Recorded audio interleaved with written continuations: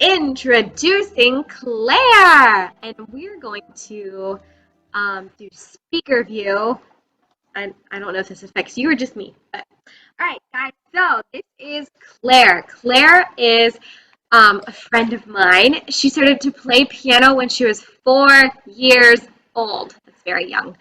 During her time as a piano major at East Central University, she won the collegiate division of the National Lynn Freeman Olson Composition Competition. So, in addition to her experience as a collaborative pianist, she also has composition experience. Fun fact. After graduating with honors from ECU, Claire received a Master of Music in Piano Performance at the University of Oklahoma, and that's where I met her. While there, she studied with Dr. Stephen Buse and held a graduate assistantship in accompanying in the Weizenhofer School of Musical Theater. Claire then completed a Master of Music in Collaborative Piano. So did you catch that? She has 2 master's degrees from the University of Central Oklahoma, studying with Dr. Sally Pollock. Claire helped organize and found the Chickasaw Nation School of Piano in Ada, Oklahoma, and taught all classes and lessons at the school for 2 years. She is currently the choir accompanist for Ada and Stratford schools and a staff accompanist for Oklahoma Baptist University. Claire is an amazing musician and an even better friend, so let's welcome her with a silent round of applause. Woo! Yay, Claire! Thank you. All right, so to get started, we're actually going to watch a performance of Claire's. So with all the COVID stuff going on, it was a little difficult to set up a live performance, but thankfully, Claire's famous and has a YouTube video. I'm just kidding, I don't know how famous she is, but we have a YouTube video to watch of Claire performing with a colleague. So Claire's going to be the one playing the piano. I'm going to see if I can share my screen with you guys and play this video. Can everybody see the video? Yay! All right, I'm going to play. If you can't hear it, can you like do this so I can know if you can't hear it?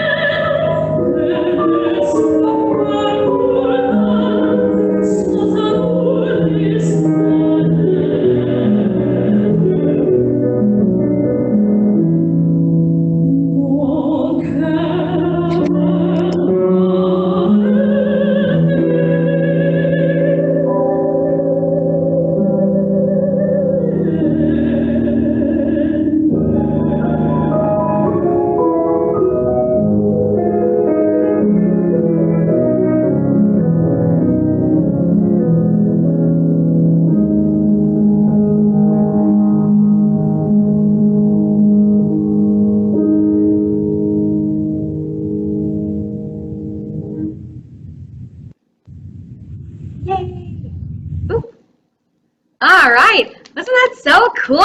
So I'm going to see if I can unmute everybody. And then if you guys have any questions about that performance, I want to give us a second to ask questions about that performance first.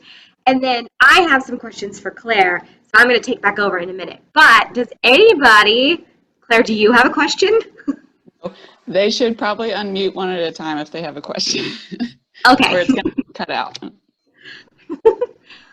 So, does anybody have a question? Raise your hand if you have a question. Liam. How old were you when you started playing instruments, Claire? How old was I? Is that what you said? Yes, ma'am. How old were you? Okay. I was 4 years old. Yeah. How old are you? 7. Yeah. Cool. Anybody else have a question? Okay, Emma has a question. What made you want to start playing piano? Oh boy. I went to a piano camp. It was kind of like band camp, except maybe a little bit nerdier. And one of the teachers there, I just thought he was really inspiring, and he was very wise, and he's the one who made me want to be a pianist. I was 13. Okay, Liam again. I'm trying to unmute you. It just sent me a request to unmute. Oh, okay. Well, now you can unmute, so go for it. What is your favorite piece of music? Oh my. That is a hard question, but there is a song from the show called The Music Man. There's a song called Till There Was You, and that's my favorite song. It's not actually my favorite to play. It's a little bit hard, but that's my favorite to listen to. Cool. Yeah. All right. So I'm going to mute everybody again. And Claire, I have a couple questions for you. Okay. So tell us about the song that we just heard. So that was not English. So can you tell us a little bit about what language we were hearing and what the song is about? Well, I had to look it up because it's been a while, but it was French. I did remember that. And basically, so the is supposed to be rain, and she's very sad. She's grieving, but she doesn't know why. So I guess she's just melancholy. And she said the rain on the roof is reminding her of the teardrops in her heart. So it's very sad and depressing and a little dramatic. The teardrops in her heart. So like not real tears, like inward tears that you I think so. Yeah. Okay. And then we've been using the word collaborative pianist. Can you tell us what that even means? Collaborative is kind of a big word. It is a big word. That is the new word that they're using instead of accompanist, because accompanist is great and everything, but that implies that you are not in equal partnership with whoever you're playing for or with. So they've switched to collaborative instead. And a collaborative pianist basically is somebody who plays everything except solo piano music. And literally, I don't want to ever play solo piano music again. So some collaborative pianists do, they still have to play solo, or they'll play like the piano part of a piano concerto with an orchestra, which that's like too close. Technically, that's collaborative, I guess, but that's too close to solo for me. I don't want to do that. So what I want to do is somebody else is almost always the focus of attention, and I get to be in the background. That's what I want to do. Okay. So you're like the backstage. I'm the sidekick. That's how I think of myself. The sidekick that put in a lot of work to learn someone else's music. The sidekick who works really hard. So what was your first like collaborative experience when you played with other people? Like how old were you the first time you got to do that? I think, from what I remember, I was 16, and we had some family friends, And they always put their kids in like vocal competitions, even from when they were really young. So our family friends had a 10-year-old girl that they needed to accompany. And for some reason, I was at their house a lot anyway. So I ended up going there specifically like during her vocal lesson time so that we could practice together and stuff. So I was 16 and she was 10, and that was the first time I ever got paid to actually accompany. Very cool. All right, can you kind of like walk us through a day in the life? Like, what does it look like? This is your job, so what does that look like for you right now? Literally every day is different. And yesterday was 12 hours long. I got to work at 9. I did not get home until 9 at night and had to be at work again at 9 this morning. So that is rare, thankfully. Usually that actually happens more like at the end of the semester when kids in college, when you're like a music major, at the end of the semester you have what's called a jury, and that's like your final for kind of like you guys' recital, but it's more stress for them because it's like for a grade and it's in front of just the teachers and they're staring at you. So usually that's when it gets really busy for me, is because I have to be there playing for all those people.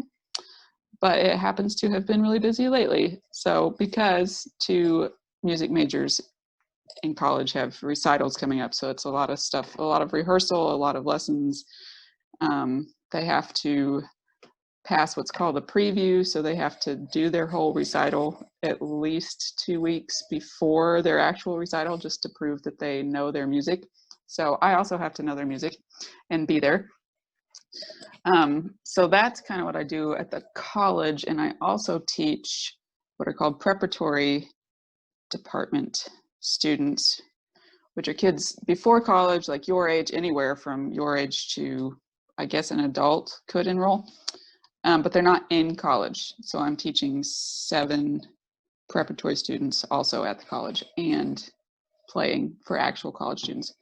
And then I actually haven't even started playing for Stratford schools yet this semester. I'll start next week.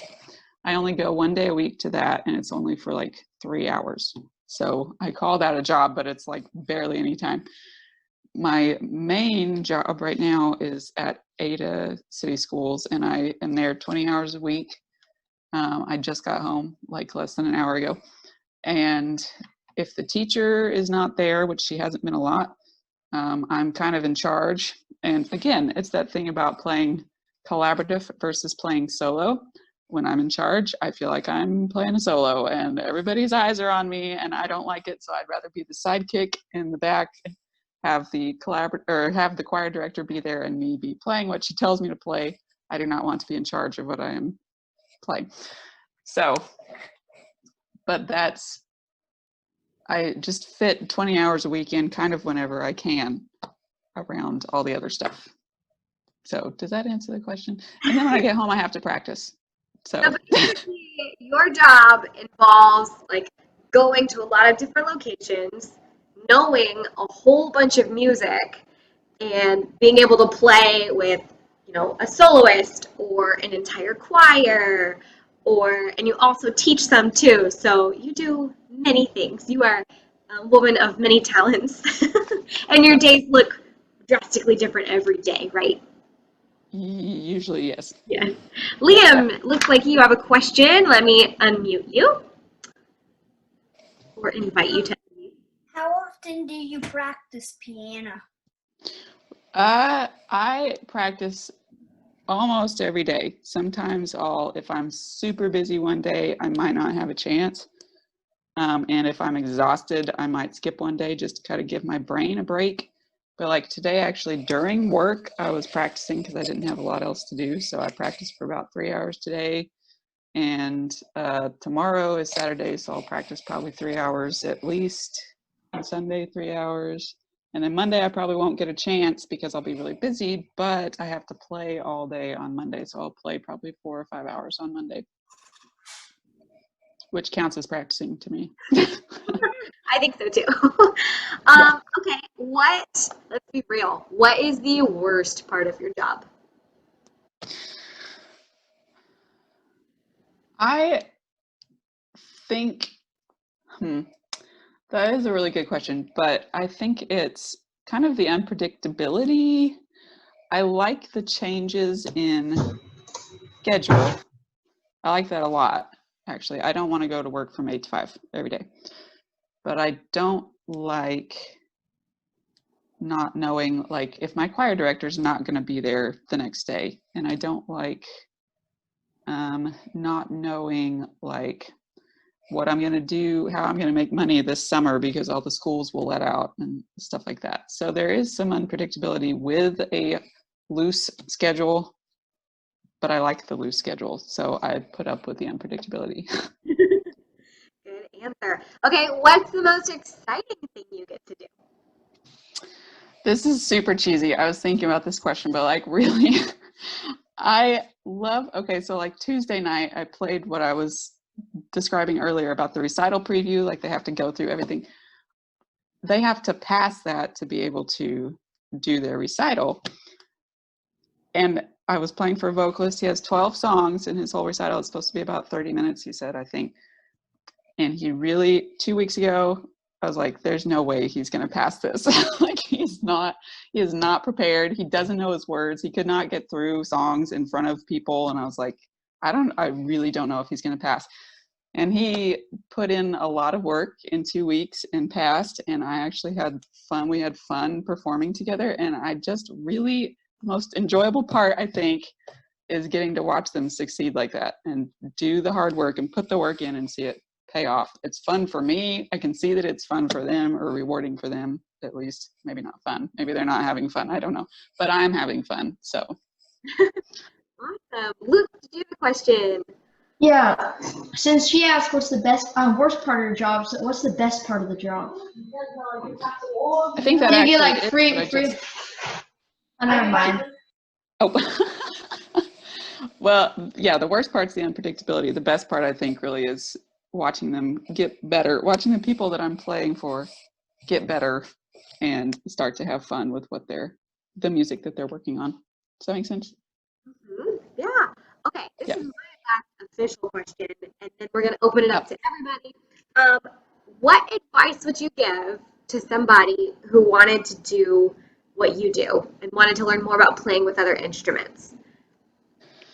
Other instruments, I would say, if somebody gives you the opportunity, if somebody asks you to play with them, first of all, if you've never done it before, ask to see the music first, because it could be really, really hard and you don't know until you've literally looked at it. So don't say yes, say, can I see the music, please? And once you've done that, if you think you can play it, great. So then I would say know the music as well as you possibly can before you go to the first rehearsal, because you're going to be looking at them a lot. A collaborative pianist rarely, like almost never looks at their own hands, certainly, and rarely looks at their own music. They're looking at their partner's music or at their partner. So you got to know your part really well, not have it memorized. Like really the music is still in front of you in case you need it, but be so familiar with it that you can pay attention to the other person. That's the main advice. Oh, there was one more thing that I thought of. Don't be embarrassed that you don't know about that instrument.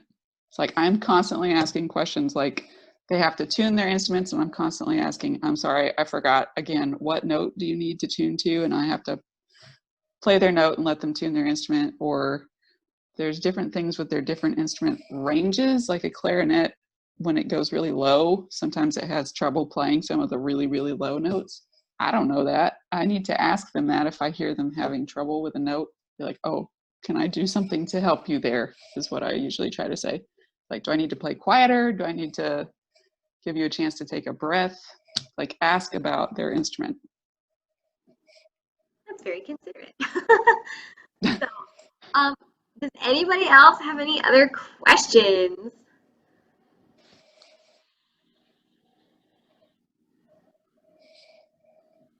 I mean, I can think of some fun ones. So we saw a video of you playing with a singer, and you talked a lot about playing with choirs and stuff, but you just mentioned some other instruments like clarinet So like what other instruments have you played with, and is there one that's like the weirdest ever that you've played with? I don't really play with weird instruments. One time I played an African drum. I was the only instrument playing. Yeah, that was pretty recent. Um, but instruments I've actually played with, honestly, not very many. Probably a bassoon is the weirdest thing, which is not terribly weird, but you don't play for them very often. So there aren't very many of them. There aren't very many people who want to play the bassoon. Do you guys know what a bassoon is? I do not. It's like this really long instrument that when I was playing in a nursing home one time, my friend brought a bassoon and one of the ladies asked, "What's that pipe you're playing?" Because it looks like a big pipe. It's the wooden kind of looking, and then there's a little curvy metal piece that comes out, and you put that part in your mouth. There's a little wooden oh, what's the word for it? Reed? Say that again. Reed? Reed, yes, thank you. A wooden reed that goes on the metal, curvy metal piece, and that goes in your mouth. And then the bassoon is this big, long. It looks like a pipe. I think bassoon, I think it might be a double reed instrument. So the reeds are like buzzing together, like, That sounds right. and then it somehow makes some sort of musical sound, but Any barely. questions?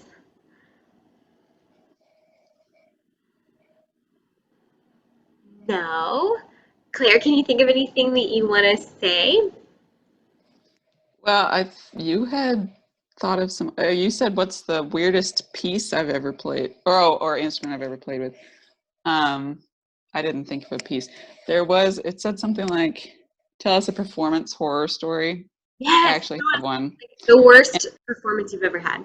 and it's with the worst I've played. I don't have one of those. Okay, I just do, but that wasn't. It was a solo. It wasn't collaborative. Um, the collaborative story I was thinking about, I thought of it, I've blocked it out, but I thought of it because of the bassoonist. I was very young. I was like 19 or 20 maybe. And it was summer, so I wasn't practicing as much as I should. And somebody hired me to, oh yeah, did you guys hear that? I uh somebody hired me to play Somebody hired me and a bassoonist to go to a different city and play for like a conference. And this bassoonist was coming from like Wisconsin, and we live in Oklahoma. So we had no chance to rehearse beforehand. And I literally was not prepared. Like something bad had happened to my preparation, and I did not know. It was several movements. It was like 6 movements or something like that. And I knew the slow ones because they were easy, and I did not know the fast ones. And we got there to rehearse, and she was a professional, and I was 19 years old. We got there to rehearse, and things immediately started going downhill. Not even so much with me playing, but like we were in a hotel for this conference, and where we had to go find a piano in this hotel, and we were on like the other side. We were in one of those giant conference rooms on the other side of like a divider they pulled across the room, and there were people on the other side that we couldn't see, and they came in and asked us to stop rehearsing because they could hear us so well on the other side. So we didn't even get to finish like trying to put the pieces together, although I wouldn't have been able to put the fast ones together anyway. So we had only rehearsed the slow ones, and it was going to be a disaster. So we went in to actually perform, and thank goodness, no, it ended up being weirdly okay, but like terrible, I think, for her. They had forgotten to put us on the program, and so there was no place like for us to play really in the middle of this conference day. It was a specific part of the conference that we were there for. And so we ended up just doing like background music, like standing over there in the corner. This poor lady it was a Native American like conference, and she was a specialist in Native American music, and she'd flown from Wisconsin to do this. And so we ended up just looping the slow movements like over and over in the background, the only ones that we had been able to put together anyway, just looping them over and over and playing the background music. And she was so mad. You could tell by the look on her face.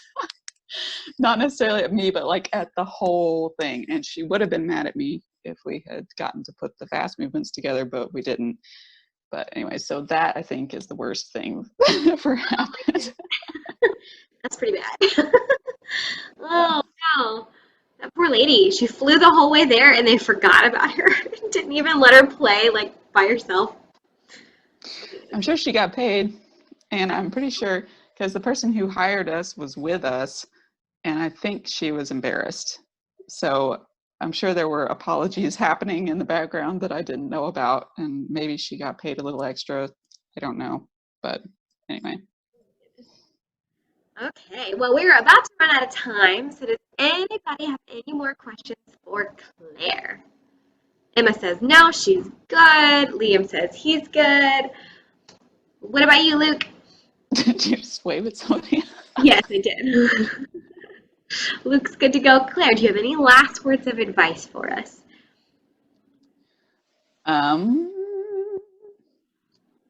If you ever thought about maybe wanting to play for other people, just practice really hard and know your own music, because really when it comes down to it, you can get as ready as you possibly can beforehand, and that will make everything else go better once you are actually with whoever you're playing with. But that involves practicing before you even get their music. So Liam, are you raising your hand? There was a little hand there. Oh, that was clapping? Okay. oh. Very good. Um, oh, I have one quick thing. Now, Claire, you did not always love piano, right?